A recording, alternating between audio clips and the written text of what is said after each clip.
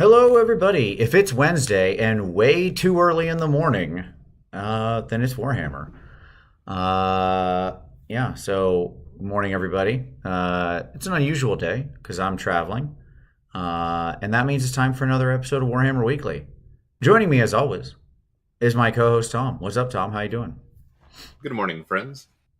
Good to have you back, Tom. We had a fun weekend. That's what we're going to talk about today. You Yeah. know, we're going to talk about a little.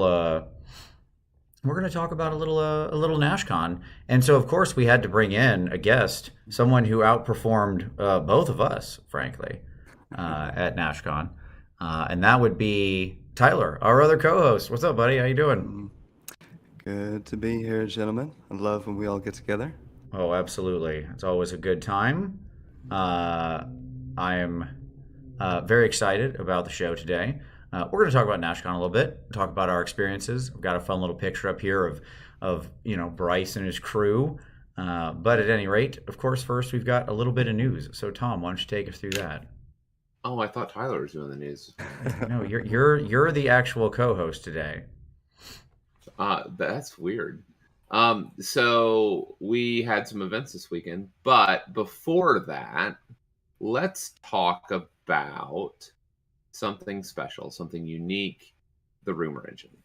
Mm, Yeah, the rumor engine, which I didn't bring up, but that's fine. It's a like, look, man, I was messing with a lot of audio stuff beforehand, and it won't show me the show on my phone. It's making me very angry. So if one of you can make sure the show is live and actually working, that would Oh, be it great. is. We're good. Okay, We're good. good. There's lots of Team Tyler in the chat. Thanks, folks. Good, I appreciate good. that. Well, they're right in this case.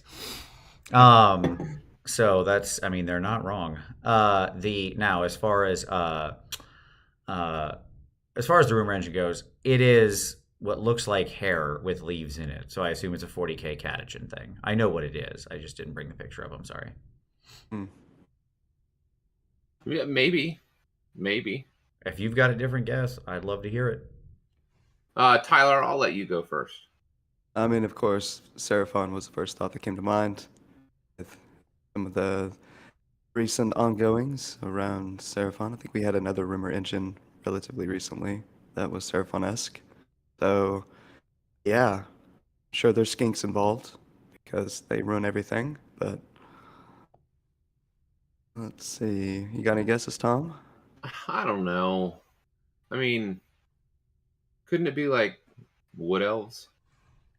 I mean, yeah, yeah. Like Let's Kurnoth? Like let's do it, Kurnothi? Kurnothi. Absolutely. I mean, I know we just got a Sylvaneth book.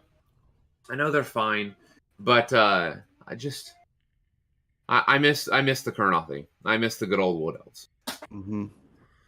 You know what, Tom? I'll give you it could be a Kurnothi thing because what's her name? The Kurnothi archer lady from Curse City does Yep. have similar braids in her hair. She So does. Mm-hmm. so if you want the AOS hope, there it is. And you know what? Who knows? It's one of those rumor engines where it's like it's hair and leaves. I'm sure about that or whatever, but beyond that, I don't know. I guess it could even be rope and leaves technically. So Yeah, I mean, what I'll say is this: like the leaf things are kind of painted like feathers, which is really weird. yeah, Um, sure.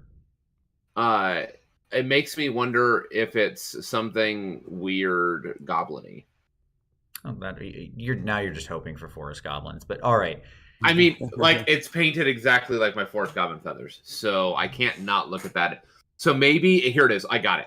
I'm ready. It's an elf head Yep. that's been decapitated, and it's hanging from a goblin mount of something that's riding, and so the braids are kicking back, and the feathers have been tied there by the goblin. Okay. Boom. Amazing. Got it. Oh, and by the way, I didn't say it up top, folks, but this is going to be a very short show, just because I have to actually go to work. That's why I'm here and traveling. So, but we couldn't miss a show, and I'm flying later today, and it's all a mess, and my schedule's a living nightmare. But this will be a short show. Cool. What's next? Nova's coming. Yeah, so next week, they're doing a preview show. It's at 8 p.m. Eastern, 1 a.m. British Standard Time or whatever that is, 1 a.m. in the UK. And I'm gonna try to see if we can do another little live setup, but I've just haven't had a chance to talk to the person. If not, we'll just do it from my room as normal. I might rope some other people into it since neither Tom nor Tyler will be there. But I will be in the show, and then we'll do a classic Reaction. preview show after show. Yes. So cool. All right. I think that's all the news. That's keeping it tight. News. We're keeping it tight today. Let's move to some quick pick of the week. Tyler, what would you like to share with everybody? Oh, good Lord. Gotcha. Yeah, you did get me. Oh man, I might actually have 0 picks this week. That's all right. I'll tell you what. that's I'll give you a minute, and I'll give you my pick. Please. So our good buddy Haywo had his newest video for what to bring to your first tournament, and my Dan and myself were talking about that. Another one of our friends who went with us. We're talking about this on the way back up after we dropped off Tom, and Nashcon was so much fun. And I think there's just so many people who will just never go to a tournament because they think it's all like it's scary, or it's an unknown, or it's going to be full of whack players or something like that. Who it's actually full of, by the way, is these guys right here in this picture, who are just awesome people who you'll have an incredible game with and have a lot of fun. Like given like the top 4 or 5 tables are pretty intense, although it is some of the nicest people up there playing. It's just they're intense games because you're playing for the top spot. But unless you're one of the top 10 people or 8 people in the tournament, it's not like it's a real stressful place.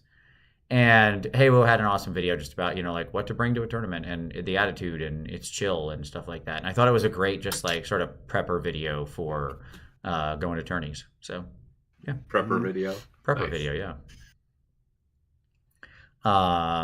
Tommy, what about you? What do you got? Ha! Well, I'm going to have to spruik. Coach did a show a couple days ago with Lori Huguet Wild on Sylvaneth, the Sylvaneth battle. Stole mine. And it was great. Hey, you had the opportunity. He opened the field to you, and you didn't take it, so I did. Roll priority, buddy. I finally found one. Yeah, that was an incredible show. It was. You can both pick it if you like. It's okay. It was a really good show. I mean, obviously. Tyler, it's okay if I came prepared and you didn't. I'm okay with that. You can have my pick. I'll share. I saw Mike Goonhammer send out a tweet. He's got an article coming out today. I'm forgetting what it's called, but yeah, check it out on goonhammer.com, covering, I think, 5 or so tournaments. Top list and so on. It's always a great article that he does. So yeah, that should be a lot of fun today. Yeah, I mean, if you wanted to, Tyler, you could just generically spruik the season of war. Sure. Sorry, since the only person who beat your placement at the tournament was, of course, Ridge, right? So, who is obviously an amazing player. So there you go. So that would be your other option, by the way. I'll link Season of War because Ridge is awesome and Jordan is awesome, and they're all awesome people. And obviously Ridge took best overall and first place at Nashcon. So he had some great lists too. He did. He certainly did. All right, hobby time. We'll go through this quickly. Well, obviously, most of our collective hobby time this weekend was spent on Nashcon, which was what we're going to talk about all of the rest of today. So it's almost like this whole show is hobby time. But Tom, have you painted anything since what have you been working on? I mean, both of you have had like differing amounts of time. So Tom, you weren't here last week. Yeah, so I have not painted anything, even though I have a commission that I need to pick back up. But I'm getting there. But related to the hobby, I got my WoW stick, which I'm super stoked about. Vince, have you talked about the WoW stick on the show yet? I don't know. I think I might have talked about it in a hobby cheating video, but yeah, it's amazing. It's a little pin drill. Yeah. It's a USB charged pin drill that makes like pinning, it's magical. Truly magical. Mm-hmm. And so I got my WoW stick, and I got the nail polish paint shaker that you have, the one that you press, a little vortex mixer. Yep. I got that, and so up in my hobby space game, and I'm been prepping to work on some Skaven. So we'll see. I love it. My hobby time has been basically zero, I will tell you right now, because I was at Nashcon, and then as soon as I got back from Nashcon, I got on an airplane basically the next morning and flew here. So I haven't even been home barely at all since last Thursday, the day after the show. So that's been mine. There'll be some fun hobby this weekend, though, as sneaky hidden segment. Hey everyone, I hope you've all been following me on Twitter and wondering what's going on with our daily tweets, myself and Uncle Adam. Well, it might be that our new game is launching, and it might be that you want to be really paying attention this particular Friday, as this coming Friday, that new game might be coming out. I don't know. Could happen. And people here may have put work into it. That is true. Universally, everyone here put work into it. As a matter of fact, this is all three of us. Yes. And so we're going to be doing some fun stuff this weekend with Scooty and John around it. So there'll be a lot of fun stuff. But yeah, so everybody please do, I hope you check it out or give it a look. We're really proud of the new game, and you'll learn all about it and all the deets coming on Friday. But until then, you didn't hear this from me. Shh. Don't tell Adam I said this much. We'll keep it quiet. This is just between us. Okay. All right. This is a morning coffee conversation. Right. Exactly. Yeah. Tyler, what about you? Did you work on anything? Yeah, drove home Monday with my buddy Travis, and been dealing with the ever-present, for me, Concrete every tournament. I'll have to talk after the show with you guys about the trick, because I certainly haven't figured out to avoid Concrete. It's never COVID, it's just the crap. Yep. So, Lick a lot of doorknobs beforehand to inure your immune system. Sleep is the key. Yeah. Lots of hydration and sleep. All right. Cool. Well, at any rate, let's just jump right in here. So we'll have a good 45 minutes to discuss this. Like I said, this will be a short show, probably an hour, because I've got to get to actual work and stuff. But let's talk about. Does Nashcon. everybody hear that? Each person's going to get like 10 minutes. It's fine. We're going to rotate through this discussion. We're not just going to sit here and talk. Like, I'm not going to have one person talk or anything. I want to start with just general. Targeted right now. Yeah, sure. This is definitely the anti-Tyler show at keeping it to an hour. This is what Tom and I used to do back in the beginning. We had hour shows. Tight hour shows. Keeping a tight hour. Yeah. All right. I want to start with general. Let's just start with general overview of what we felt about it, and you can throw in how you did, because it's fine. Tyler, what was your you don't need to go into games or whatever. What was your general impression? Did you have fun? What do you think of the tournament? That kind of thing, and then how'd you do overall? Yeah, of course. David Griffin, Anthony Castro, the two main gentlemen behind the event, with a number of others in support, including very thoughtful wives who allow them to do this every year with an enormous amount of work that goes into it. It's one of the best events in the country. It has been for a while. It was outstanding once again. I think we had, 84 players? All was said and done. So 96 registered, 88 started, 82 finished. 82 finished, okay. There you go. Yeah. Yeah, the tables looked fantastic. Again, some of the best, if not the best, in the country. Obviously I have opinions about terrain, and so I would like to give some thoughts to Dave and Paul Castro about maybe some changes. We may have some differences of opinion about certain details on how to best do terrain, but overall, yeah, just an incredible tournament. I mean, I think the only thing that hit me with that, by the way, I did take a bunch of pictures off of Paul Castro's Twitter and such. David only shared videos, which is nice during the event, but it's really hard for me to grab photos from. Like, I'm not going to screen cap the individual videos, which is a shame, because he did have a lot of the videos of the final tables there during the last games, which feature all three of us. How about that? And the terrain is really awesome. Like, it's really gorgeous and beautiful. I think the one thing I would say is we just need to define the garrisonable buildings, probably. Yeah, that was one piece of it. Yeah. Yeah, just because that ends up creating a bit of a discussion at the beginning. For the most part, it was just a couple tables that really have like a sort of obscene amount of garrisonable buildings, as it were. Right. Yeah. And so you have to have that discussion. But yeah, other than that, it's fine. But I agree. That's probably the main one, right? Because the terrain is big and beautiful and useful. Like, boy, is there stuff on these tables that blocks line of sight, right? That's not a thing you can say. Like, there, you can, these tables block line of sight for sure. There are tables where Archeon can have line of sight block. that is a true statement. Yeah. Absolutely. And so that's, which is awesome, right? Like, it's great that that's a real thing. The terrain is impactful in the game. Like, it absolutely sets up lanes. When what their sort of a general instruction was at the beginning was, have a discussion with your opponent and blah, blah, blah. And yeah, for the most part that works. But a lot of people are going to be like, they'll kind of hem and haw, right? It's just easier if they had tokens that said like garrisonable on the buildings or whatever. Yeah. So.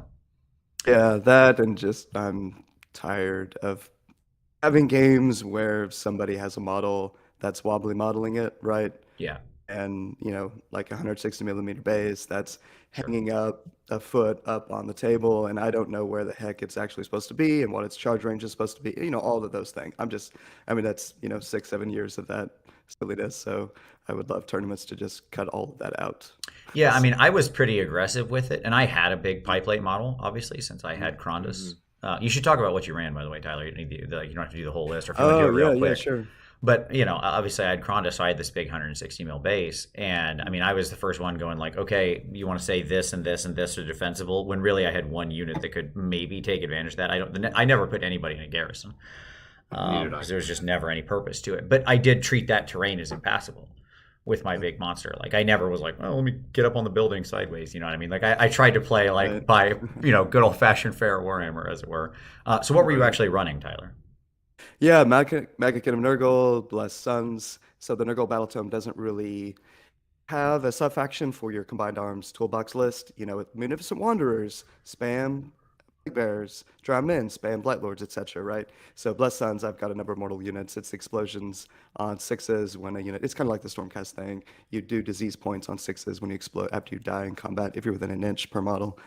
So yeah, the high level Lord of Afflictions as the General, Overpowering Stench, turn off commands, and then the Arcane Tome with Rancid Visitations, anti-horror spell, never came into play, it's very situational.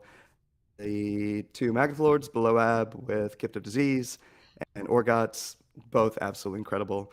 Maybe a little too cheap, to be honest. Like 300 points for those guys is an amazing buy. And then 2x10 Plague Bearers and Expert Conquerors, 5 Black Kings and Expert Conquerors. That was the last change I made to the list. 100% the right change. Black Kings and Expert Conquerors are phenomenal. How difficult they are to remove. 2 Blight Lords, single Blight Lord, 3 Plague Drones. There you go, Vince, just for you, buddy. Yeah, boy. And a Mind Stealer Kitty. Yeah, the kitty cat. The rock star of the tournament. Secret tech. And how'd you finish overall, Tyler? Finally got over the hump at Nashcon after 3 years of 4-1s to go 5-0. That's right. Tyler got the big 5-0. Tom, you messed with right before the show, you messed with something and it like reseated your position on my screen. So it's like Tyler's above me. Like what the audience is seeing is Tyler and then me and then you, which is thematically appropriate as to this discussion. Yes, the stack here represents how well people did at Nashcon. After Tom's banner year last year, we have to poke a little fun here and there. Absolutely. It was Best General, which was added this year, so that was really cool. Yes, absolutely. So got a nice fancy sword. You certainly did. So they got the 5-0. Only Ridge beat you. He got you on what? He got you on like battle tactics or something, right? He had one more battle tactic or something. Yeah, a few more. Yeah. So there you go. So good stuff overall. I'll talk through mine real quick, and then Tom will do yours. Yep. And my overview of this was it was really great. I got to play four people I've never played before, and then ironically in the last round I was paired into our clubmate who, like going to that last round, we like myself, Tom, and our other clubmate who's a good friend of ours who's known us for years and years and years, all had like remarkably identical scores. Like we were we just within a hair's breadth of each other. The four of us were in the top 6 tables, right? Like, yeah, exactly. Yeah. And so it was very funny because the default wasn't that we would get paired against each other, but it was certainly possible because, you know, like a lot of the scores were very similar. So it had to rely on secondaries we couldn't see to pair around, so we didn't know exactly how it would work. And as it turned out, yes, I did get paired into our good friend who he got paired into his weekly game. He literally got to repair. He replayed his practice game for Nashcon in Game 5. The last game we practiced with, by the way. Like, we had done multiple practice games, but the very last game, the week, like, not even a week before, that we had done was those two lists against each other, which was good for both of us, right? Like, he had a better idea of what everything was capable of. In the end, I still took the game, but that's all right. It was still a good game. Met a lot of new great people, saw a lot of people who I haven't seen for a while in many cases, so that was really nice. You know, one of the best parts about going to tournaments is just catching up with everybody that you don't get to see regularly, maybe a couple times a year or something, if even, you know, once every couple of years. And so it was really fun. Enjoyed Krondus, enjoyed being a horrible person and rolling out purple fun. So, you know, my list was my main list. This is a 2-list format at Nashcon. And so my I know your other list, Tyler, wasn't very different. Mine actually was pretty transformative. My primary list that I ran for most of the tournament was Krondus, Incantor, Relictor General, 2 Fulmies, 2 Storm Drake, 5 Indictors, and 5 Tree Revs. Tree Revs were rock stars, of course, as always. You know, that's just amazing. The Purple Sun was indeed purple fun. Not for anybody, I don't know for who, for someone apparently. No human being who I played against enjoyed it, that's for sure. But what all did you put in the sun, Vince? Oh gosh, a lot of stuff. A lot of stuff went in the sun. I ate a bunch of Indictors. I ate some Protectors in Game 1. Didn't get any Heroes in Game 1. My Tree Revs did beat a nerd up in Game 1. I beat a Battle Mage to death with my Tree Revenants, which was very funny. They got in there and just beat that nerd. In Game 2, I ate, I think, 5 Big Stabbas and a Wurgog Prophet. That was a very clutch Wurgog Prophet grab. It was the Infinistair Wurgog, so he got eaten in the sun, which is obvious, really, if you think. His special trick is staring, and as soon as I got him, I rolled the 1, and I got him on the 1. I was like, you know, the problem is don't stare at the sun. You know, so there you go. I had the pun all ready to go. I put a Frostlord on Stonehorn in there, which was not a very fun day for my opponent at all, who was already on the back foot in a big way, and then I ate like one of his last basically 3 units. So that was kind of unfortunate for him. My game 3, I basically got no one. No one went in the sun because it was against Stormcast Oops All Dragons, who were just basically immune to the sun. So that was unfortunate. And then Game 5, I didn't play that list. I played Bastion, which was my off list, which was swap Krondus and the Purple Sun for Bastion, Lord Imperatant, and Annihilators. So there you go. Cool. And then overall went 4-1, took Best Painted and Best Order, so that was cool. That was great. I do want to shout out your opponent, Tom, which was John Anderson, right? Who did score above me in order battle points, like as well. So did Tom Guan, by the way, who was 1 point above me. The killer himself, who had handicapped himself, Tom, by running a 4 Carnosaur list all weekend, basically just on a dare, and did very well with it. Did very well with a quad Carnosaur list. Went 4-1, yeah. So both of them were slightly above me by points, but plays Warhammer in 30 minutes or less. Because my Tom Guan experience was watching him just walk around tables the whole damn weekend. Yeah, exactly. Yeah. I really didn't get to see Guan other than the game that I was like game 4 where I was next to him. I was like next to him on 5 too. Regardless, I saw Tom walking a lot. Like he would play, they'd roll. Like within 2 minutes of being at the table, he was rolling dice. Yeah, so fast. And then within 30 minutes, the game was done. It's so crazy. That was my experience of Tom. Hyperbole aside, he did finish his games often in around an hour. That is absolutely true. He's so fast. Yeah, so both he and John Anderson were slightly above me on raw battle points, but David has other ancillary things that come in, namely winning best painted, getting sports votes, things like that. Will like the 3 people who pay first, second, and third for best painted. And all of that contribute towards your best in faction awards, not toward like best general. That's pure battle points. So I managed to leapfrog both of them and get that. So that was super cool. I realized, by the way, this is just a slight aside. I'm not trying to like be unhumble here. It was just something that occurred to me that I've now taken at Nashcon best destruction, best chaos, and best order. Ooh. Oh, wow! Congratulations. Yeah, isn't that neat? I was thinking about it when I got home. Year? Yeah, I got to take a death army.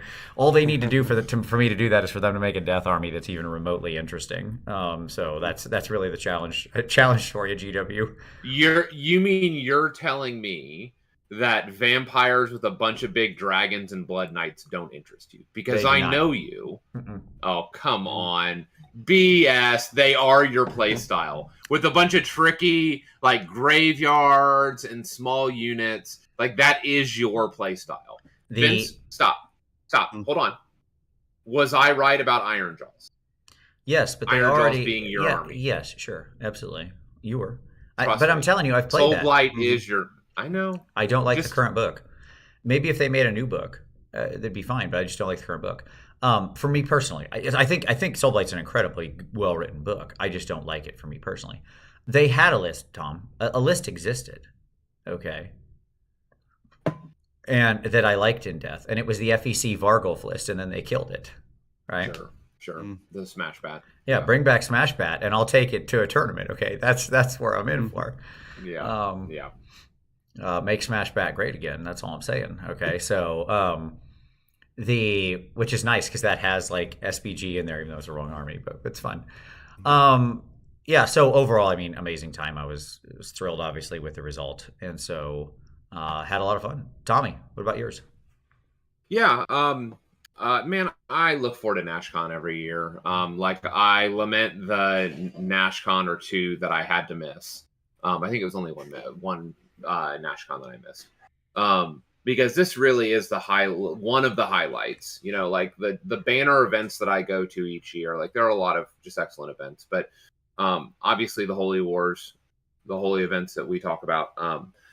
For one reason, for like hobby narrative stuff. But Nashcon, there is just truly, it is another level when you do the 2-list format, because it really allows generals to look at the battlefield, look at the scenario, look at the enemy, and make very real decisions before any dice are rolled, right? And so that like, to me, the 2-list format really allows generals to shine, right? Yep. And people who understand the game, right? Yeah.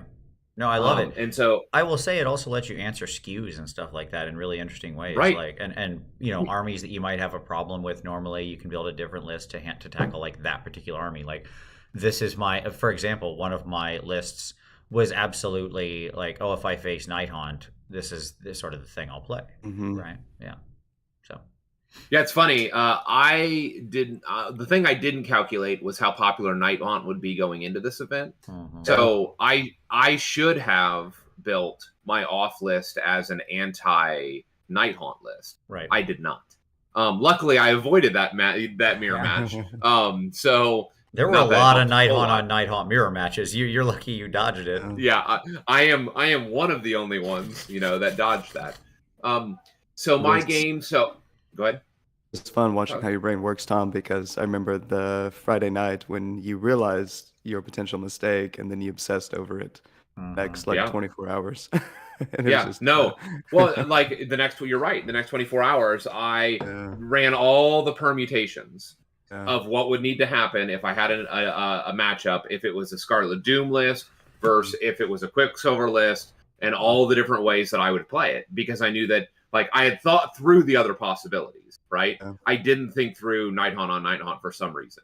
I'm so used to being like the only Nighthaunt player in the room that it's just something that I wasn't thinking about. You hadn't adjusted to the fact that they're now the second most popular army in the meta. Yeah, absolutely. Which is funny too, because obviously there's 9 Nighthaunt lists and 10 Stormcast lists, right? I think is what the numbers broke out to. And I did not dodge the Stormcast mirror. I played against Stormcast twice. 2 out of my 5 games were against other Stormcast. So there you go. Amazing.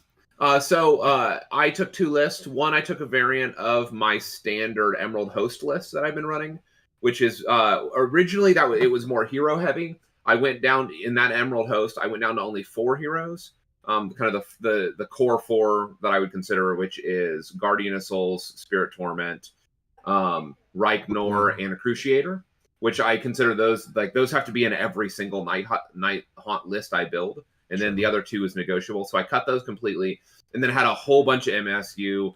I've been a big fan of 20 Grimghasts, and so in that I had like a 20 Grimghast block, a 20 chain rasps, 10 chain rasps, 5 hex race, and then like a bunch of the small units, so 3 spirit hosts and 2 chain rasps or chain ghasts, and then I was running both the Terminexus and the Purple Sun.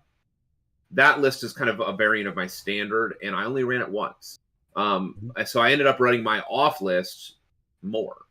And that was a 6 hero Quicksilver list. And it was just meat and bodies. And so that was, I got rid of my Terminexus for that match. And it was those standard 6 heroes, but I doubled up on Spirit Torments and I doubled up on Cruciators. Doubling up on Cruciators in this meta, a really good deal. In fact, I don't know that I would ever go out.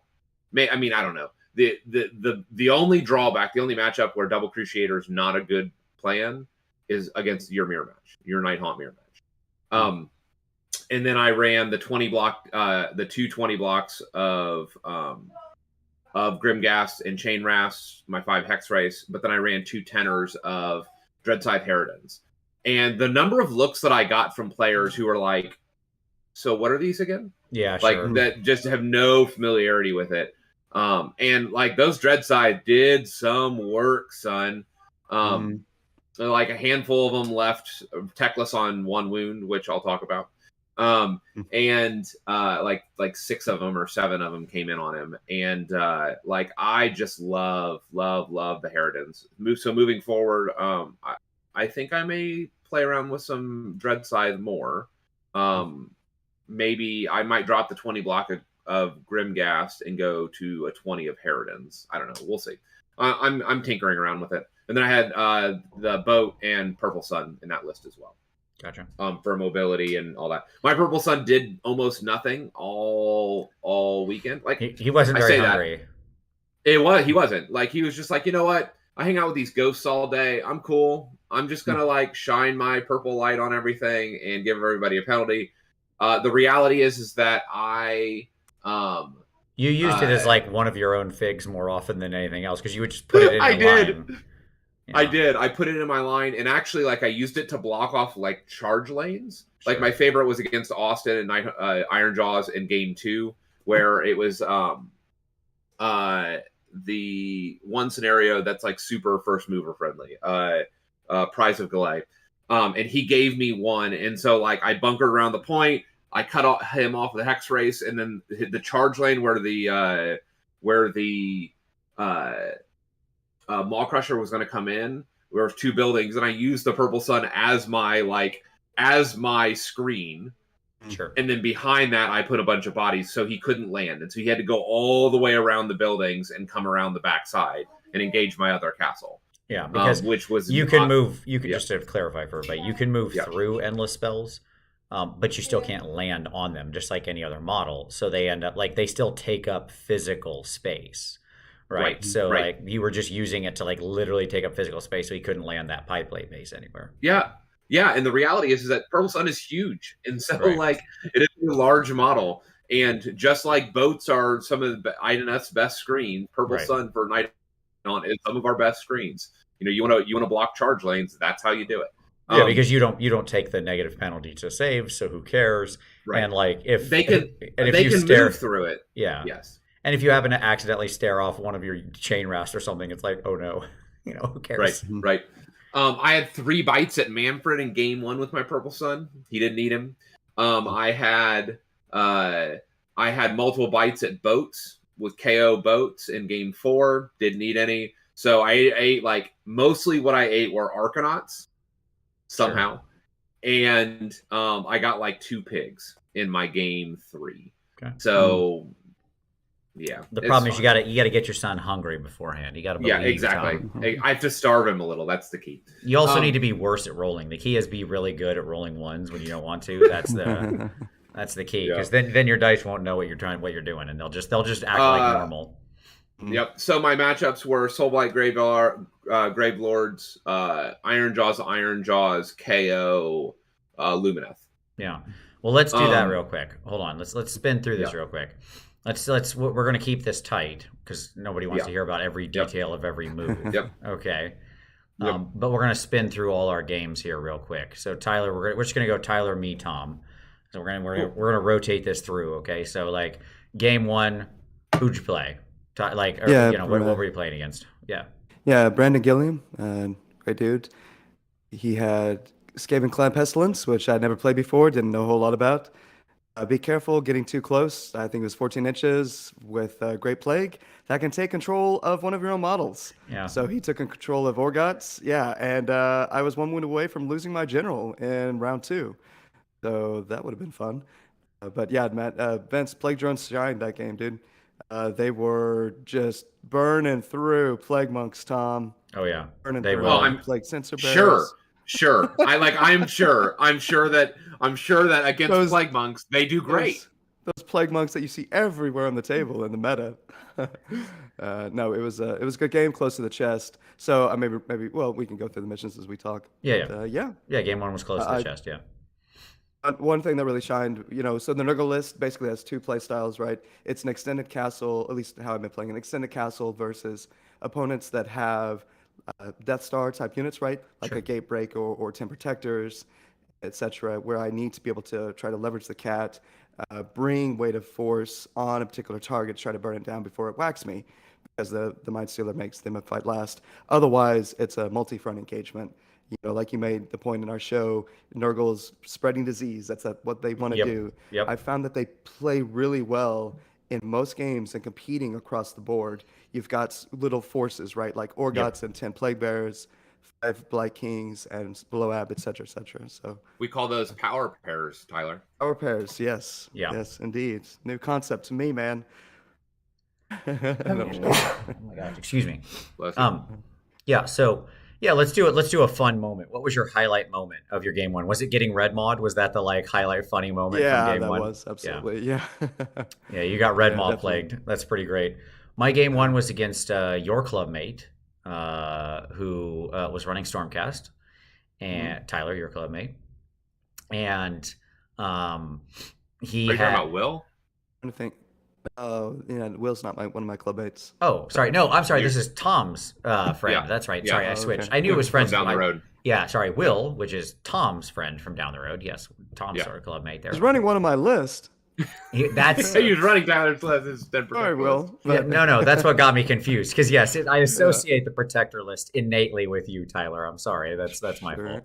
It's very early. So I'm sorry. I was running Will, against Will, which is a guy who plays with Tom, and he was running a Stormcast list that was a lot of Vindictors and 20 Protectors, like 2 blocks of 10 Protectors, which to most armies I imagine would be fairly unmovable.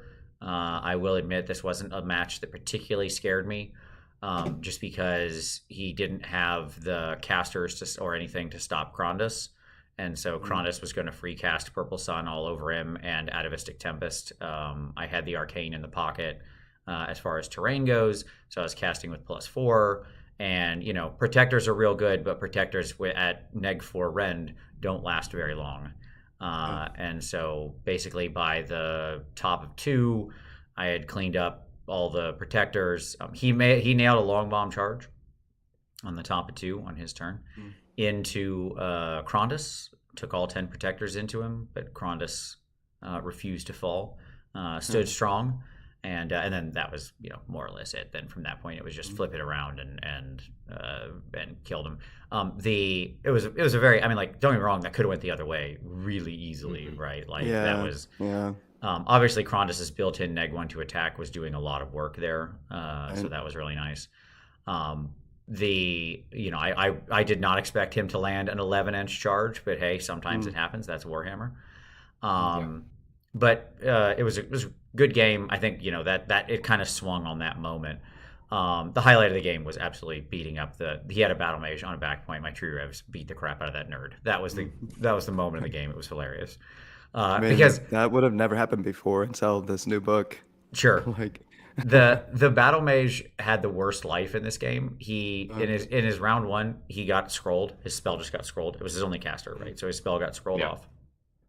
In round 2, he miscast and did 3 wounds to himself, and then walked back to stand on a point. And then at the bottom of 2, a bunch of weird tree people came in and just beat the living crap out of him. So, vengeance, the tree. Yeah, absolutely. So that was my game 1. Tommy, what about yours?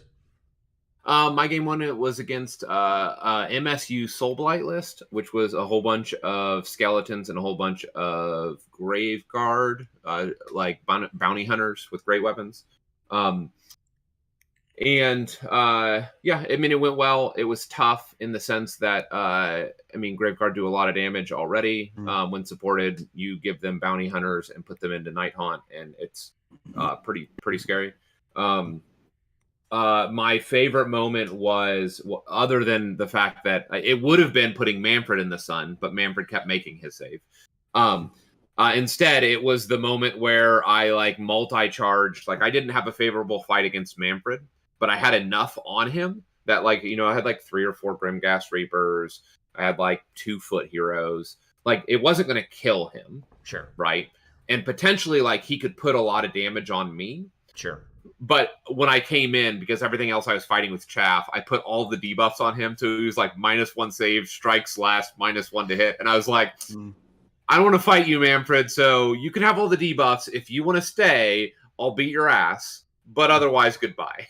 And sure enough, he bounced. So that was a fun, I've never applied debuffs as a de-incentive to make people run away. And so that was just a quirk of what ended up happening was I was like, you know what, I'm going to throw all these on him because I don't want him here. Right. And sure enough, he ran away. So it was good. Nice. Yeah, it was a good game. Game 2. Tyler, what was your game 2? Yeah, Joseph Hawkins. I was a little worried about this matchup. So this was the prize of Galay, Gallet, whatever. And that really does not play at all like a 5 objective mission, even though there's 5 objectives on the battlefield. It's more like a 3 objective mission, right? In terms of, and even then, if you're just getting into a deeper game. So he had Hallowed Night, Signs of the Storm, Goddess, of course, Gotrek. And Gotrek is still terrifying. For some reason, he can be in Bounty Hunters. I don't understand it. We've got a Knight Relictor. He couldn't afford a Lord Relictor, Lord Imperatant, 2x5 Libs, 5 Vindictors, 3 Annihilators with Grand Hammers, and 10 Protectors, the running theme of this show. Boy, are those showing up a lot more nowadays, 10 Protectors. Sure. A fair amount of those at Nashcon. And so I gave him first, which I'm not sure was the right move, but there it is. I thought I made the dumbest mistake of the tournament, putting my trio of flies on the battlefield, Lord of Afflictions, 3 Plague Drones, 2 Blight Lords. They're almost always off. It helps get you in position to get +3 contagion points by being wholly within the opponent's territory. Helps with battle tactics, sequencing, positioning. So you've got, barge enemy lines, desecrate their lands. 2 of the common ones that we usually pick, right, in our battle rounds. They're fantastic for that. So the thought was I'm going to need them to help potentially deal with one of these hammer units. That turned out to be the case, but I'm still not sure that was the right decision. It felt like the one at the time. But game first, Gotrek goes in the middle. I activate my right, his left in the middle. He puts 10 Protectors translocated in the front of that objective, 5 Liberators behind. and I do against the odds in my round 1 bottom. I almost lose Orgots. Vince, I told you this. Yeah. Tom, I don't think I mentioned this. I disrespected 3 Annihilators with Grand Hammers. Won't make that mistake again. Nope. I just wasn't thinking about the degree of spike potential with those things. Yeah. Good God. Yeah. Yep. He probably should have on average burned down Orgots in top of 1, which has never happened. Like almost never lose Orgots to begin with. He was left with 1 wound. So anyhow, that was nearly a huge mistake. So it came to round 2, right? Usually in Prize of Gallet, you're giving away round 2. Yep. You're activating your objective in your territory, and you're moving on with your life. Well, I'm looking at the battlefield, and my battle tactics situation is grim. And I basically only have gaining momentum, which is going to require taking control of that middle objective that 10 protectors are on. So I have to burn down all 10 protectors in 1 turn with my Nurgle army, which isn't that set up to do something like that. So I was able to, the only reason this happened was because of that kitty and the MVP of the tournament, making them strike last. And I put I'm guessing you blow them. Did you blow ab them? Miasma Pestilence, Blowab. Yep, that was another huge element. Yep. I had moved about 1,200 points of my army in position for this potential in round 2 because I had screwed up by putting all the trio of flies on the battlefield to, again, hurt my ability to get battle tactics. This is taking too long, this story. But anyway, it was an absolute Hail Mary pass. Everything went off. I had to move the Lord of Afflictions first because he has overpowering stench. Get holier than 7 of the protectors. They cannot redeploy. Get into combat with everything after impact hits, all the activations. I think I kill like 5 of them. He fights back, does some damage. I've got the kitty with -2 bravery and range, no inspiring presence, no all-out defense, big battle shock, bye-bye 10 protectors. It took 1,200 points of the army, everything going off to save that game. Otherwise, I probably would have been screwed. Sounds like you need a Horgast in that army. Yeah. Sure. Indeed. Yeah, that would be helpful. But yeah, awesome opponent, really, really good player. And yeah. My game 2 was against one of sort of my nightmare pair-ups. I'll be quick, which was a body swamp bone splitters list. And It's fun to watch. Yeah, it's a great guy. We've played before, and I'm not generally saying people's names because I don't know if they want me to say who they were, but that's fine. I don't know. It's okay. But like, this was just, he had 20 big stabbers. 20 big stabbers. Like, that's, and you had Krondus. And I had Krondus. And so this was actually a really interesting game because, I mean, he could just swamp everywhere, right? Every objective he could cover. Like, he had the entire board just flooded. And it really turned there at the beginning. Like, I went into him hard, made him pop his wah right away because otherwise I was going to lift a whole side of the board. And so, of course, he popped his wall for the 4 board, which kept some stuff alive. I sacrifice played my dragons like I knew they were going to need to die. So I basically used them to clear out as many of the big stabbers as I could. And then just knowing that on the death throw of the spear, they would go down. And sure enough, that's what happened. But it was fine. I picked up a bunch of the stabbers. The sun was roaming around, as I mentioned, eating like a ton of big stabbers as well. And one of the clutch moments was he tried to sort of bury his Wargog in the middle of a bunch of bodies, but he had left a space where the sun could just pull right up to 3 inches and just stared at him. And it was just like, drop the 1, ate it. And then, that wasn't like the thing that turned the game or anything. But the fun moment from the game was actually, there was a little terrain piece that was like a set of stairs, like a pyramid. Yeah. Mm-hmm. And I had some Vindictors near it. And he came at me with a bunch of his forces. Like I had stolen a point with him from Vindictors because he hadn't just put quite enough bodies on there. Like by pure happenstance, he'd only had 4 bodies there. And so I translocated the 5 Vindictors over and took that point during my turn. And then he, of course, comes at me, right? And I redeploy away. And I redeployed away from the last people that moved up. And because he's moving all these different units, right? Tons of these. And so they redeployed a big redeploy. It was like 5 inches or something. And they went up the pyramid, right? And so he still made some charges, of course, and got into me, but not with enough. And so he only killed like 2 Vindictors. And so then when it came to my turn, the Vindictors retreated away again. And so they're at like the top of the pyramid. I was like, it's that scene from Alien versus Predator, which is like the dude up top, just at the top of the pyramid, just trying to punch all these monsters down.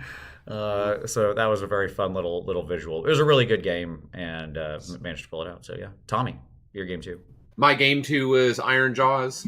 It was prize, obviously. I was given top of 1, so I bunkered around the point. I screened with Hex Wraiths against his pigs, blocked the lane with Purple Sun, and then he bounced on the Hex Wraiths on the bottom of 1 because of reasons, just because Hex Wraiths can do that, right? When they're on 4s and 5s unrendable, -1 to damage, like that's what happens. The Maw Crusher had to come all the way around, got in, but didn't do enough damage just because, again, it was another castle with -2 damage and all that stuff. And so he was kind of swamped on both, or we were engaged on both of those fronts. And then he got priority. Like, he won the priority going into 2, and he had to make a decision. Does he give himself the point and me the turn? Or does he give it to me and let me have both of my castles on the 2 points for turns 1 and 2? So he took the turn, which he gave me the turn, so that he could put the objective down. So I was like, cool. And so I killed that entire unit of pigs, and I killed the Maw Crusher in my turn, because I had basically 2 castles right there. Sure. And at that point, half of his army almost was dead, and he was facing down a whole Nighthawk army, and so it was just downhill from there. Sure. Again, my favorite moment was using the Purple Sun as my screen. Yep. All right, let's keep it moving quick. Tyler, your game 3. Okay, let's be faster. Let's see. So Eric Urbis, teammate of Joseph Hawkins, he was playing Fire Slayers. He had 1 list 6 Magma Droths, I believe, and the other list 2x15 Orc Earthgar, which I'd never seen before in my life. Kudos to him. He would have been probably a little bit better served by running the Magmas, though. They put out a lot of shots. He just couldn't play on objectives very well with the Nidus Pass. I stretched him out. Nidus Pass, you're playing the entire board right. Right. And then I deep struck the trio of flies, which was a real nuisance in his backfield that pushed him have to go backward. And yeah, it was a really tough matchup for him in that game. I don't know if there are any particular highlights. I mean, I was pleasantly surprised by some, the output. I mean, it is a lot of dice that the Orc Earthguard can roll, and if you're good on the 4+ rallies, you can get some back. But yeah, it's definitely not the most efficient choice as far as a Fire Slayers list goes. Yeah, nothing too detailed. Amazing guy to play though. Had an absolute blast. Yep. My game 3 was against a recent emigre, whatever you want to say, from Benjamin Sava's group, and from played. I met him back in London pre-pandemic. Great dude. He's over here, and he wanted a list that was relatively straightforward to play, so he was playing Oops All Dragons. And Oops All Dragons turns out is a good match against just 3 dragons. So the sun couldn't get anything, and the dragons just overwhelmed me and basically just burnt me down. There was a couple of bad trades that happened where I came up shy twice of killing the unit I needed to by 1 wound, and then it was able to turn around and do too much damage in return, and so that basically cost me the game. But it was a really good game. Felt tight and interesting, and it could have gone either way. But certainly a great player and had a great list. So yeah, the dragons done got me. What do you do? They're still strong, folks. They're still strong. Tommy. Yeah, my game 3 was against Mike Westendorf from the Indianapolis crew. Mike is a longtime Iron Jaws player, so I had back-to-back Iron Jaws matches. Mike played a really cagey match, man. I was so impressed with his play. It was high mobility. He would engage basically 1 unit at a time and basically send missiles of pigs in, trying to put pressure in various points. His Maw Crusher, he was running Arcane Tome with the teleport, which gave him a lot of mobility, and all the tactics to give him a reliable cast, or fairly reliable cast, which let him reposition with an 8-inch charge regularly. Interestingly, he didn't get into combat until turn 5 with the Maw Crusher. Yeah. Yeah. So the highlight and the low point of that game, so this is one of the 2 games that I lost, was it came down to 3 dice rolls for me. So I had 3 charges. They were long charges, but 3 charges, and if I made any of them, I won the game. And I didn't make any of them. So that's what happens, right? There you go. Yeah. Yep. Game 4, Tyler. Yeah, game 4, second day, Soak Still Nest. Played against John Anderson, a hell of a player. Yep, Tom played him as well. And in game 5, yeah, we had a really close game. And this was the biggest puzzle of the weekend for me, trying to figure out how to play against Lumineth. I figured he was going to choose Teclis, 40 Wardens, 20 Sentinels, Cathalar, and Windmage, and Zytrek. You know, it's the ultimate control army, probably even better than Legion of the First Prince. And if I had the no brain required Blight Lord spam, sorry everybody running Blight Lords, but you don't have to actually play the game in a proper way, in my opinion, when you're running that stupid list. You just push everything forward. If I were running that, it probably would have been an easy game.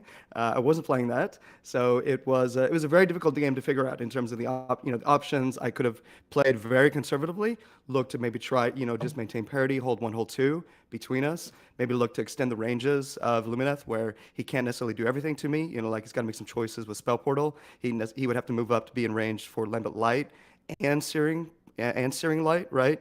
To get like all the 18-inch range, at least some limitation. So I thought about doing that. I didn't do that. I was worried about time and everything, and ended up winning by 1 point in that game. Closest game of the weekend. John and I, we figured out this was really good lesson. It was like the defining lesson for me of the weekend. I'll just say it. I don't think he would mind me saying it. We had a miscommunication at the start of our game. I'm glad we did because I think it got both of us to a really good place. We connected at the end of it. It was awesome. It showed me, and I think both of us, the importance of when, particularly on top tables, right? When you're sitting down, you need to make sure you're very clear about what kind of game we're going to have. I've realized maybe what should have been obvious is that one of the key defining things when it comes to playing by intent is the question of, are we allowing takebacks or not?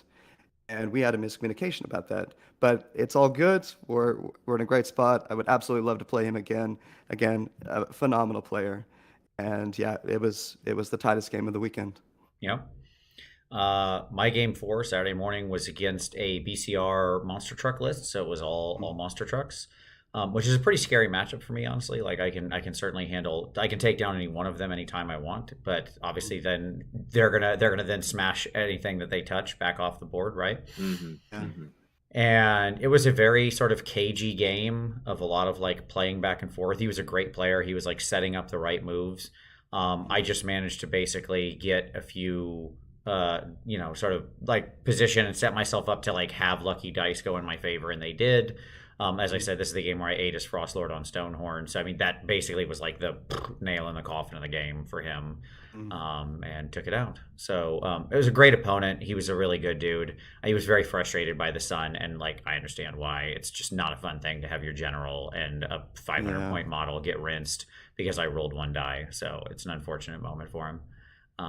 But yeah, that was the game. Tommy. Yeah, game 4, I played the 1 KO player. And it was great. He was playing mostly boats. And he gave me the top of 1. This was the moment for me. There's a couple good moments in here, but the real moment was in setup when we were kind of like deploying things and setting stuff out. And he says, "Well, are you familiar with KO?" And I just respond simply, "Yeah, I know a little bit about him." And the look of the incredulous look that I received from Tom Guan, who was like diagonal opposite of me when he overheard me say that, truly made like the day for me. Just because, obviously, I took KO last year and won Nashcon with KO, and so, but it was fun. But you won Vault Wars too, Tom. Yeah, but not with KO. Vault War? No. That's an inside joke. I just got to. Yeah, that is an inside joke. I appreciate that. It was a great game against the KO player. He gave me the top of 1, which isn't surprising. I moved again. Here's another example. I used my off list, so my endless spell Terminexus standard Night Hunt list, and I pushed my Purple Sun and the Terminexus out into the middle field. So it was not only occupying space. If Zilfin Hero Phase moved into the middle, he was going to get caught by at least one of the endless spells, right? For his alpha, which he did. I anticipated, just like I expected, and I was able to like hit him with Terminexus and run it through like all 5 units that was there in that Zilfin boat, which was not a good day for him. And then I won priority going into 2, and I gave him the double. And just the look of his own look of incredulousness on his face when I was like, nah, KO player, you can have the double, the shooting double going into 2. Sure. And he picked up Reichnor and like a unit of 10 rafts or whatever. But from that point on, like he was just on the back foot. Sure. So, yeah. Nice. All right, final game. Well, Tyler. Let me just say, hold on. And let me just say, I feel bad because I feel almost single-handedly responsible for warping KO stats up and down because he was doing great at this event up until this point.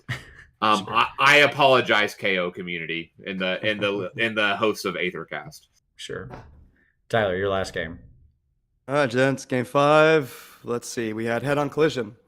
I actually really like that mission. I mean, you're generally playing to dominate the center of the battlefield while holding onto your own, and if you can, apply some pressure on your opponent's 4 points, right? So I was playing against Joe Pagano, tough crowd.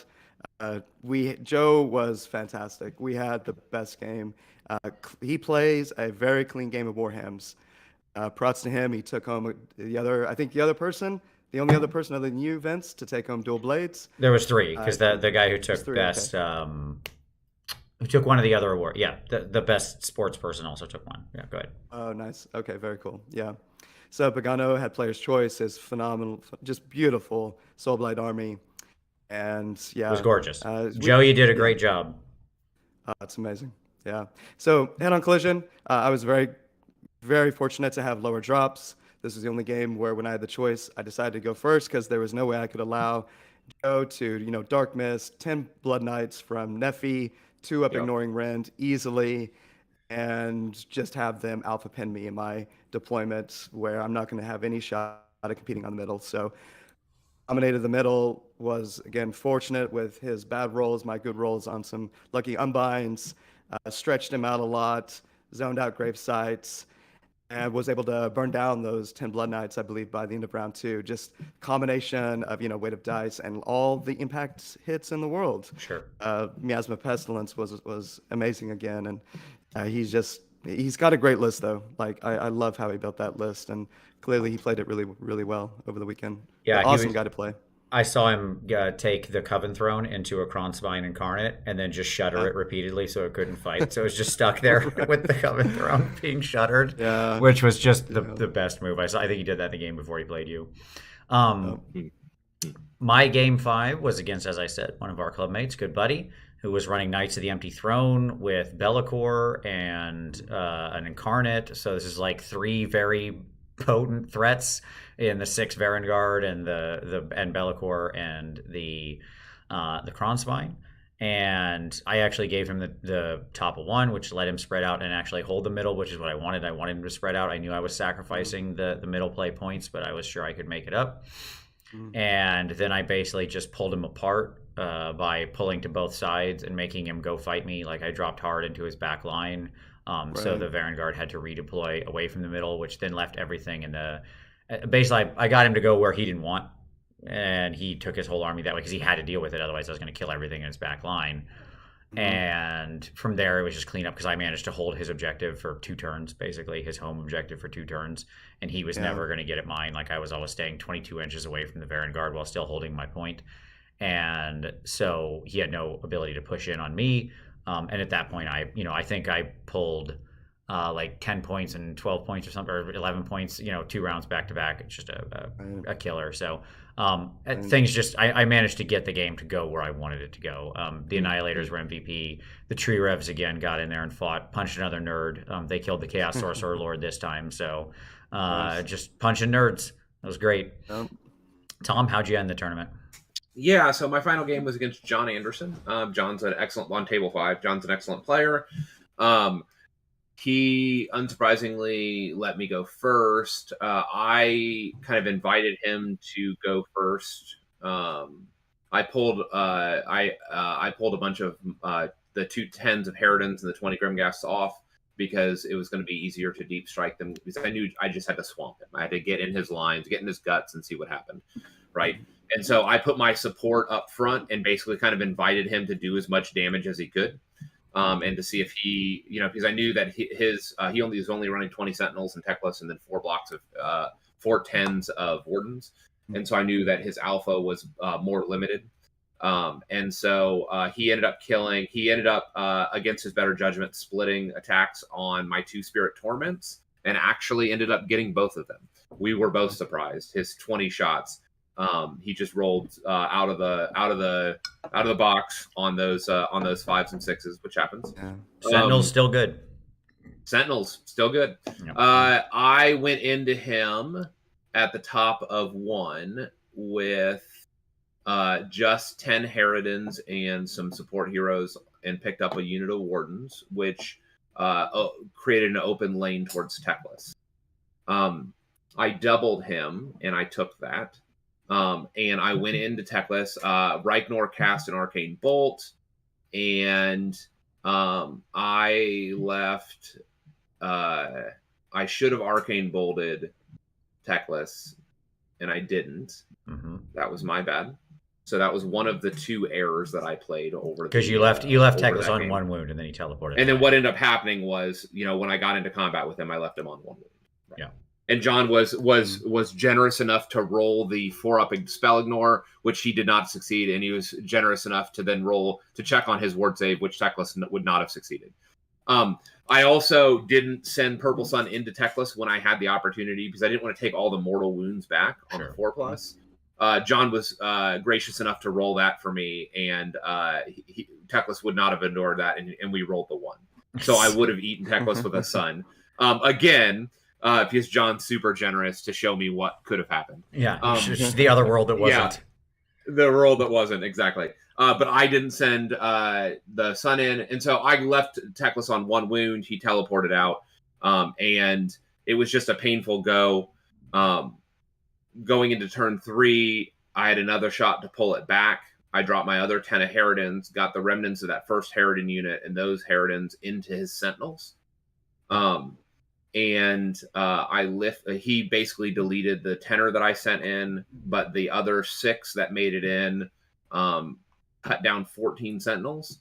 And then the other error that we had was that he failed his Cathalar roll and Inspiring Presence, and I didn't catch that that's how they battle shocked immune on the second one, which they shouldn't have been able to do. Because they were terrified. So they were terrified, but we might have done bonus damage against them as well, and they technically weren't GV. I don't know. So we need to that. We both misplayed that interaction, and I don't know how much that would have changed that or not. Right? Sure.